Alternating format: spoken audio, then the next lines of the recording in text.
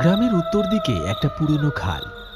খাল পাড়ে কয়েকটা তাল গাছ, একটা নড়বড়ে বাঁশের সাঁকো, আর তার পাশেই তিনজন কিশোর কিশোরী, ঋদ্ধি, রূপম আর নেহা।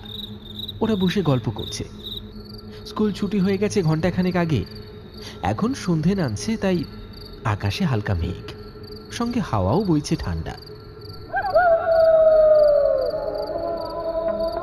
তোরা শুনেছিস খালপাড়ে ওই ভুতুরে বাড়ির খবর? ওই খালের ধারের বাড়িটা, যেটা এখন ভেঙে পড়েছে আর কেউ থাকেও না? হ্যাঁ, সবাই নাকি বলে রাত 12টার পর ওই বাড়ির জানালায় একটা মেয়ে দাঁড়িয়ে থাকে, একদম সাদা কাপড়ে, চুল এলোমেলো। কোনো মানুষকে দেখতে পেলে তাকে ডাকে, আর যে যায় তাকে নাকি মেরে ফেলে। আমিও শুনেছি এই কথা। ওটা ছিল জমিদারের মেয়ের আত্মা। বিয়ের আগের রাতে গায়ে আগুন লাগিয়ে আত্মহত্যা করেছিল। গল্প তো কত শুনলাম, এবার যদি সাহস থাকে চল নিজেরাই গিয়ে দেখি ওই বাড়ির ভেতরে সত্যি ভূত আছে নাকি শুধু গাঁজা খুঁড়ি। সত্যি যাবি ওই বাড়িতে আজ রাতে? কেন, ভয় লাগছে নাকি? তোর আবার ভূতের ভয় বেশি।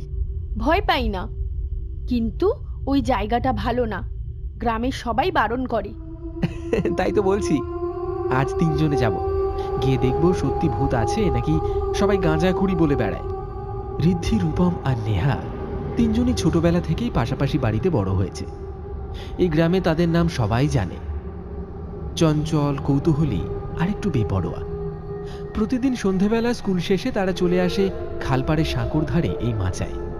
সেখানে গল্পের ফাঁকে হাসি, খুনসুটি আর মাঝে মাঝে ভয়ঙ্কর ভূতের গল্প। আজও ঠিক তেমনই সন্ধ্যা। আকাশে হালকা মেঘ করেছে, বাতাসে এক অদ্ভুত ঠান্ডা গন্ধ।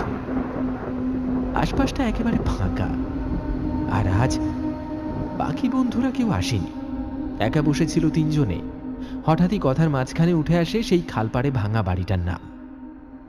একটা পুরনো ভাঙাচোরা বাড়ি, যেটা ঘিরে বছরের পর বছর ধরে চলে আসছে ভয়ানক সব কানাঘুষো। লোকের মুখে শোনা যায় ওই বাড়িতে রাত হলেই জ্বলে ওঠে আলো। কেউ ঘরের ভেতর কাঁদে, আবার কেউ নাকি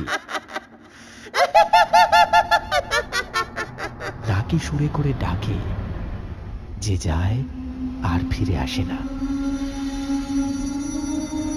ঋদ্ধি, রূপম আর নেহা তাদের চোখে ভয় নেই। তারা এইসব কথা হেসে উড়িয়ে দেয়, বরং এইসব ভূতের গল্প শুনে তাদের কৌতূহল আরো বাড়ে।